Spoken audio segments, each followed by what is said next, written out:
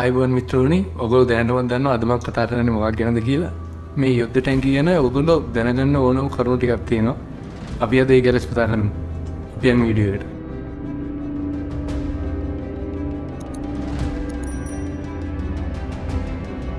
ඉතින් මේ යුද්ධ ටැංකිය වල ඉතිහාසය බලද්දී අවුරුදු 120කට නොඅඩු ඉතිහාසයක් තමයි මේ යුද්ධ ටැංකිය වල තියෙන්නේ. ඕල් කාලේ මේවට යුද්ධ ටැංකිය කියලා නෙමෙයි කිව්වේ. අපි මේ මාත්‍රකාවට අපි පස්සේ යමු. මම දැනට මේ වාහන වර්ගය හඳුන්වන්නම් සන්නා සන්නද්ධ රථ කියලා. ඉතින් මිත්‍රවරුනි මේ ඉතිහාසයේ තියා හැරලා බලද්දී සන්නා සන්නද්ධ රථ වැඩිපුර යොදාගන්නේ ඉතින් යුද්ධවලදීනේ. ඉතින් මේ ශිෂ්ටාචාර සමයන් වලදී ඒ කාලේ ප්‍රධාන ප්‍රවාහන මාධ්‍යයක් විදිහට පාවිච්චි කරේ අශ්වයන් වලින්. ඉතින් යුද්ධවලදී අශ්වයන් ආවරණය කරලා ඝන යකඩ වලින් ඇලුමිනියම් වලින් එහෙම ආවරණ හදාගෙන තමයි ඒ කාලේ ඒගොල්ලෝ යුද්ධ වලට ගිහිල්ලා තියෙන්නේ. ඉතින් පසු කාලේ ඉන්න ඉතිහාසයේ තියා හැරලා බලද්දී 15 වෙනි शतවර්ෂයේ විතර ලියනාඩෝ ඩා වින්සිගේ යුද රථවලක ආකෘති නැත්තම් සැලැස්ම අපිට දැක ගන්න පුළුවන්. හැබැයි ඇත්තටම මේ සන්නා සන්නද්ධ රථවල අවශ්‍යතාවය එන්නේ පළවෙනි යුද්ධ පටන් ගත්තට පස්සේ. ඉතින් පළවෙනි ලෝක යුද්ධය පටන් ගත්තට පස්සේ යුද සෙවලුන්ට ප්‍රධාන ගැටලු තුනක් තිබ්බා. ඒ එකක් තමයි විශාල ප්‍රමාණයේ යුදාගාර. ඊට පස්සේ මේ යුදාගාර ඉදිරියෙන් තියෙන කටු කම්බියුටර්. ඒ වගේම ප්‍රතිවාදීන්ගේ මැෂින් ගන් තුවක් වල ප්‍රහාර. ඉතින් ඔන්න ඔය කාරණා හින්දා සන්නා සන්නද්ධ රථයක අවශ්‍යතාවය ඒ කාලේ ඉඳලම දැනෙන්න ගත්තා. මොකද සන්නා සන්නද්ධ රථයක් තිබ්බනම් මේගොල්ලන්ට මේ යුදාගාර තරණය කරන එක, මේ කටුකම්බි පෙරලගෙන යන එක, ඒ වගේම අර මැෂින් තුවක් වලින් එන වෙඩි වලින් ආවරණය වෙලා ඉදිරියට යන එක හරි ලේසි වුණා. ඉතින් ඒ කාලේ මොන යුද උපක්‍රම පාවිච්චි කරත් ඒව යුද බිමේ වැඩ කරේ නෑ මිත්‍රවරුනි. ඉතින් ඊට පස්සේ මේ සන්නා සන්නද්ධ රථය නිර්මාණය කිරීමේ මූලික වැඩ පටන් ගත්තා රුසියාව, බ්‍රිතාන්‍ය, ඇමරිකාව, ප්‍රංශය, ඒ වගේම ජර්මනිය. ඔන්න ඔය වගේ රටවල්. ඉතින් මේ සන්නා සන්නද්ධ රථවල ඉතිහාසයේ ලීනිය නෑ. මොකද එක රටක් පටන් අරගෙන ඉදිරියට කරගෙන ගිය ප්‍රොජෙක්ට්ස් තියෙනවා. ඒ වගේ තව රටක් කරගෙන ඉදිරියට ගිය ප්‍රොජෙක්ට්ස් තියෙනවා. ඊට පස්සේ එක රටක තියෙන සන්නා සන්නද්ධ රථයක අඩුපාඩු සහ හොඳ ලක්ෂණ බලලා තව රටක් ඊට සමාන හෝ ඊට වඩා ප්‍රබල යුද රථයන් නිර්මාණය කරනවා. ඔන්න ඔය වගේ කතන්දරයක් තමයි තියෙන්නේ. අර මම කලින් කිව්ව යුද බිමේ අපහසුතාව ගැන සර් හර්නස්ට් ස්වින්ටන් කියන ඉහළ පෙළේ නිලධාරියා ගැන පොඩ්ඩක් හිතුවා. මෙයා ඉංජිනේර කෙනෙක්. මෙයා ඉදිරිපත් කරන මූලික අදහසක් මෙන්න මෙහෙම. ට්‍රැක්ටරයක් වැඩි දියුණු කරලා සන්නා සන්නද්ධ රථයක් විදිහට අපි යොදාගමු කියලා. හැබැයි මේකට ඉහළ පෙළේ නිලධාරියෝ වැඩි කැමති උනේ නැහැ.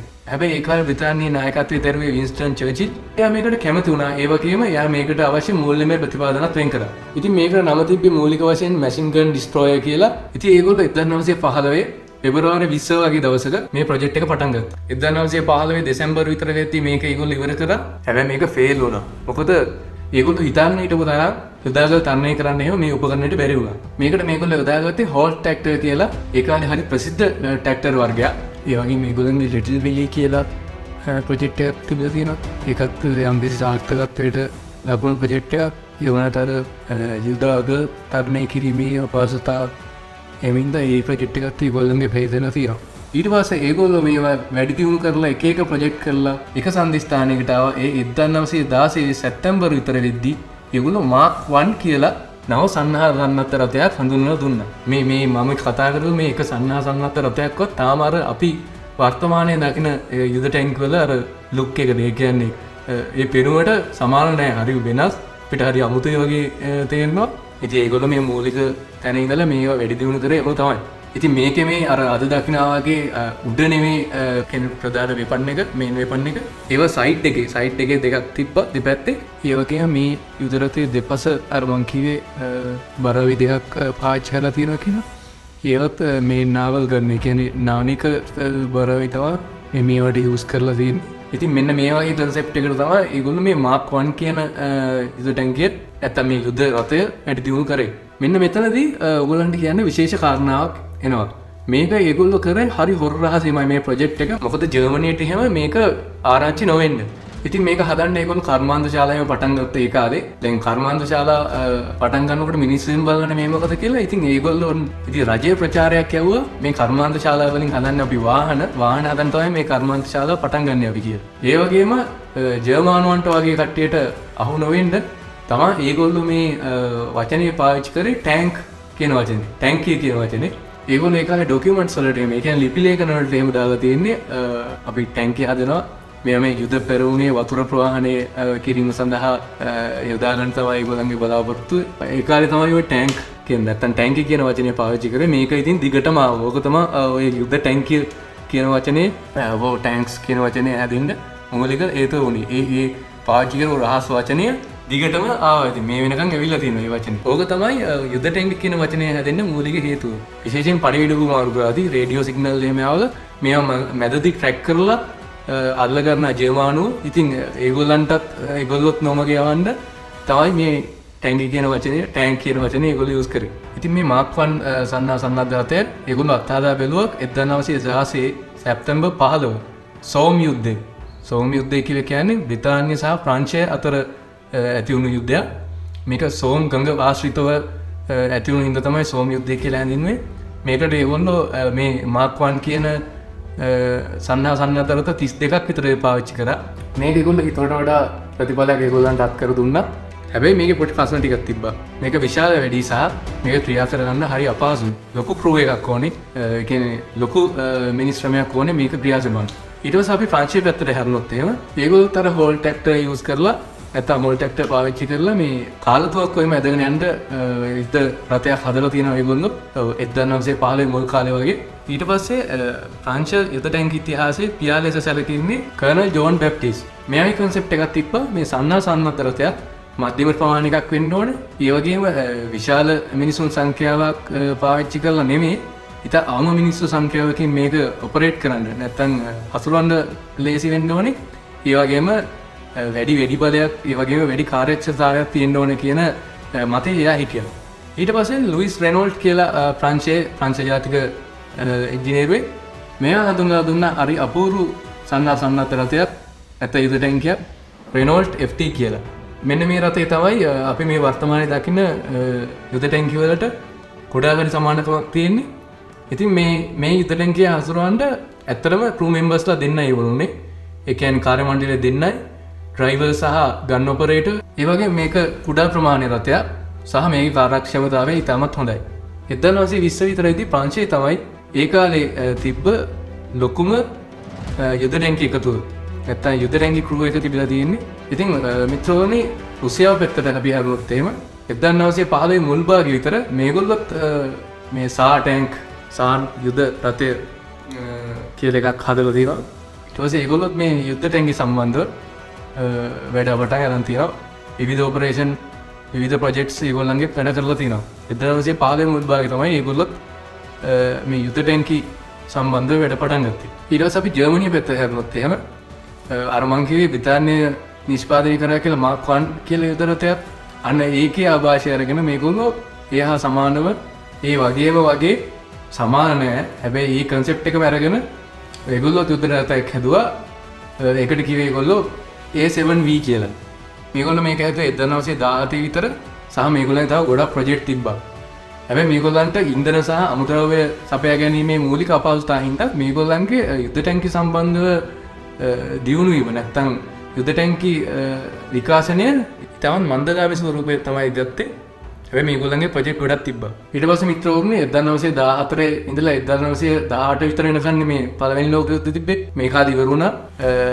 යුද්ධ ඉතිහාසයේ අලුත් concept එකක් ආවා මේ සන්නද්ධ රථ නැත්නම් යුද ටැංකි කියලා concept එක ආවා. ඉතින් එක රටවල් විවිධ විදිහට මේවා අත්හදා බලන්න විවිධ ප්‍රොජෙක්ට්ස් පටන් ගත්තා. ඒ වගේම මේ 1920න් පස්සේ මේ ගොඩාක් රටවල් වල මේ යුද ටැංකි සම්බන්ධව තර්ක විතර්ක ගෙනාවා. ඒ කියන්නේ උදාහරණයක් විදිහට මෙහෙම මූලික වශයෙන් මේ යුද ටැංකි වර්ග සැහැල්ලු මධ්‍යම ප්‍රමාණ සහ හෙවි ඒ කියන්නේ බරපන්ති යුද ටැංකි වෙන්න ඕනි සහ මේ වගේ බර පිළිබඳව එක රටවල් වල විසංවාදී මත ගුටි යන ගැනීම ඕවා තියෙනවා. ඒ කියන්නේ උදාහරණයක් විදිහට එක රටක සැහැල්ලු පන්තියේ යුද ටැංකි එක බර ප්‍රමාණ ටොන් 15ක් 20ක් අතර ගතොත් එහෙම වෙන රටක ටොන් 10ක් 15ක් අතර වගේ. ඒගොල්ලෝ ඒකට හේතුත් කිව්වා මොකද ඔය ඩිප්ලොයි කරන්න පුළුවන් පාලම් හරහාම යන්න මේ යුද ටැංකි වලට ඒ පාලම් වලට දරන්න පුළුවන් ටොන් 15යි. ඔන්න මේ වගේ කතන්දර කියලා මේ විශාල සංකීර්ණ ගැටලු ගොඩක් එක්ක තමයි මේ රටවල් වල මේ ප්‍රොජෙක්ට් ඉස්සරහට ගියේ. ඒ වගේම තවත් කාරණාවක් තමයි එක රටවල් තරඟ කරන්න ගත්තා මේ යුද ටැංකි නැත්තම් මේ සන්නද්ධ රථ වෙනම හමුදා ඒකකයක් විදිහට තියනවාද නැත්නම් පාබල සේනාංක යටතේ තියෙනවද ඔහොම කියලා සහ තව ඒගොල්ලන්ගේ කාලේ තිබ ප්‍රධාන මතයක් තමයි ඕල්ට වඩා මේ සන්නා සන්නද්ධවත් රත විශාල වෙන්න ඕනේ නෑ කියන කන්සෙප්ට් එක. මොකද මේ විශාල වුණාම එකවර කැලීම ඉලක්ක වෙනවා. ඔය වගේ ගැටලු නිසා මේ ඇමරිකාවෙත් යුද ටැංකි සම්බන්ධ සැලැස්ම වලදීම ඉතාම ප්‍රායෝගික මට්ටමේදී හැබැයි හරිම වේගයේ අඩු යුද ටැංකි වල විකාශන තමයි ඇමරිකාවේ තිබ්බේ ওই දෙවන ලෝක යුද්ධය විතර වෙනකන්. ඊට පස්සේ මිත්‍රෝනි පටන් ගත්තා දෙවන ලෝක යුද්ධ සමයේ. මේක මේ යුද ටැංකි ඉතිහාසයේ හරිම වෙනස් මුහුණුවරක් ගත්ත තැන සහ යුද්ධ ඉතිහාසෙම ගත්තොත් අලුත් නැම්මක් තිබ්බ කාලයක් තමයි මේ දෙවන ලෝක යුද්ධය කියලා කියන්නේ. මොකද මේ දෙවන ලෝක යුද්ධය වෙනකොට මේ රටවල් වල යුද ටැංකි තාක්ෂණය ඉතාමත් ඉහළ මට්ටමක තිබ්බා. අර මං කලින් කියපු රටවල් වලට අමතරව ජපානයත් මේකට එකතු වුණා. ඒ කියන්නේ ප්‍රංශය, ජර්මනිය, ජපානය, රුසියාව, ඇමරිකාව සහ මහා බ්‍රිතාන්‍යය. ඔන්න ඔය කියන රටවල් වල යුද ටැංකි තාක්ෂණය ඉතාමත් ඉහළ අවධියක තිබ්බා. මේ දෙවන ලෝක යුද්ධ සමය විතර වෙනකොට විශේෂයෙන් ජර්මනිය සහ රුසියාව අනික් රටවල් වලට සාපේක්ෂව ඉතාමත් විශාල යුද ටැංකි වල තාක්ෂණික දියුණුවක් තිබ්බා ඒගොල්ලන්ට. ඉතින් මේ වෙද්දි මේ මම අර කලින් කියපු රටවල් වල ගොඩක් ප්‍රොජෙක්ට්ස් තියෙනවා. ඕගොල්ලෝ Google කරලා බලන්න එක එක රටවල් වල විවිධ ප්‍රොජෙක්ට්ස් ඒගොල්ලෝ කරලා තියෙනවා. හරිම ඉන්ටරෙස්ටිං. ඕගොල්ලෝ බලනවා බලන්න. මම මේ ඕගොල්ලන්ටත් ඒවල් හොයන්න ඉතුරු කරමින් තමයි මේ වීඩියෝ කරන්නේ. අපේ ටයිම්ලයින් එකට අදාළ කරුණු ටික විතරයි. ඔයගොල්ලෝ දන්නවනේ දෙවන ලෝක යුද්ධේ නාසි හමුදා. ඒ කියන්නේ ජර්මනුවන්ගේ තාක්ෂණය ඉතාමත් ඉහළ මට්ටමක තිබ්බා. උදාහරණයක් විදිහට කිව්වොත් එහෙම ඔය ඇමරිකාවෙන් හදපු බ්ලැක්බර්ඩ් ගුවන් යානයේ එහෙම සම්පූර්ණ තාක්ෂණය ඒගොල්ලෝ යූස් කරලා තියෙන්නේ මේ ජර්මනු ටෙක්නොලොජිස් තමයි ඒගොල්ලෝ යූස් කරලා තමයි පස්ස කාලේ හදලා කියලා කියන්නේ. ඒගොල්ලෝ කියන්නේ ඒවා ජර්මනියෙන් දෙවන ලෝක යුද්ධ කාලේ ගත්ත සැලසුම් කියලා. හැබැයි එහෙම තමයි වෙලා තියෙන්නේ. ඔය බ්ලැක්බර්ඩ් කියන ගුවන් යානයේ විශේෂත්වය තමයි මේ ගුවන් යාන විශේෂය රේඩාර් වලට අහු වෙන්නේ නැහැ. රේඩාර් උඩා ගන්න තාක්ෂණයක් තියෙනවා ඒවට. ඒ වගේම මේගොල්ලෝ තව මාස 6ක් විතර ඔය දෙවන ලෝක යුද්ධ සමය අල්ලගෙන හිටියා නම් මේ අද අපි කතා කරන වර්තමාන ලෝකයේ නෙමෙයි ඊට ආත්පසීම වෙනස් වෙන්න තිබ්බා. මොකද ඒගොල්ලෝ ඔය න්‍යෂ්ටික බෝම්බ සම්බන්ධයෙන් උත් ප්‍රොජෙක්ට්ස් කරලා තියෙනවා.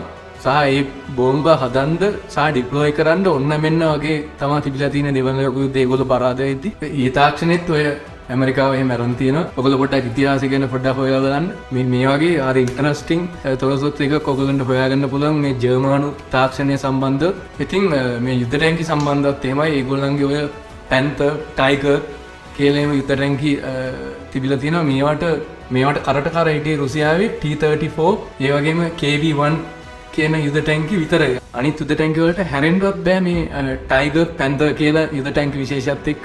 ඒ කාලේ ඒ කියන්නේ දෙවන ලෝක යුද සමයේ ටයිගර් කියන යුද ටැංකියක් විනාශ වෙනකොට අනිත් මිත්‍ර හමුදාවල යුද ටැංකි 5-6 අතර ප්‍රමාණයක් විනාශ වෙනවලු. ඒගොල්ලෝ මාර තාක්ෂණයක් ඒවට පාවිච්චි කරලා තියෙන්නේ ওই දෙවන ලෝක යුද්ධේ ජර්මනිය පරදින්නත් එක හේතුවක් තමයි කියලා කියනවා. ඔය යුද ටැංකි නිෂ්පාදනය කරන්න යකඩ නැත්නම් යපස් ඒගොල්ලන්ට අමුද්‍රව්‍ය හොයාගන්න තිබ්බ අපහසුවත් ඒගොල්ලෝ දෙවන ලෝක යුද්ධයේ පරදින්න එක හේතුවක් කියලා කියනවා. හේතු ගොඩක් තිබ්බා. එක හේතුවක්. ඒ වගේ පැන්සර් 5, පැන්සර් 6 කියන ඒවා තමයි ඔය ටයිගර්, පැන්තර් කියලා ඒගොල්ලෝ හඳුන්වන්නේ. ඒ වගේම රුසියාව පැත්තෙන් ගත්තොත් ඒගොල්ලන්ගේ T-34, KV-1 කියන යුද ටැංකිත් අර ජර්මනුන්ගේ යුද ටැංකි වලට කරට කර හිටියා.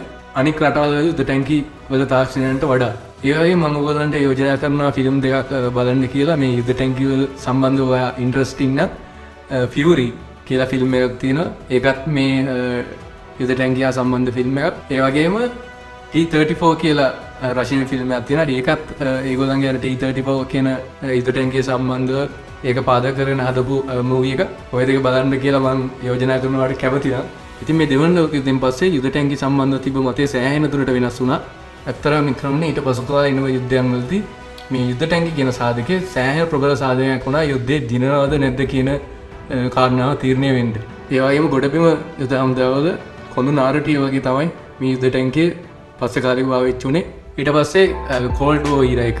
ඒ කියන්නේ සීතල යුද්ධ සමය ආවත් සෑහෙන රටවල් පටන් ගත්තා මේ යුද ටැංකි සම්බන්ධ ප්‍රොජෙක්ට්. විශේෂයෙන් චීනය, ඊශ්‍රායලය, ඉන්දියාව, පාකිස්තානය මේ ආදී විවිධ රටවල් පටන් ගත්ත යුද ටැංකි තාක්ෂණය දියුණු කරන්න. මේ අද වර්තමාන තත්ත්වයේ වෙද්දී යුද ටැංකි වල තාක්ෂණය ගැන කතා කරොත් ඒව අපිට හිතා ගන්නවත් බැරි හරිම සීතලද ගන්න සුළු තාක්ෂණයන් තියෙනවා මේ වගේ.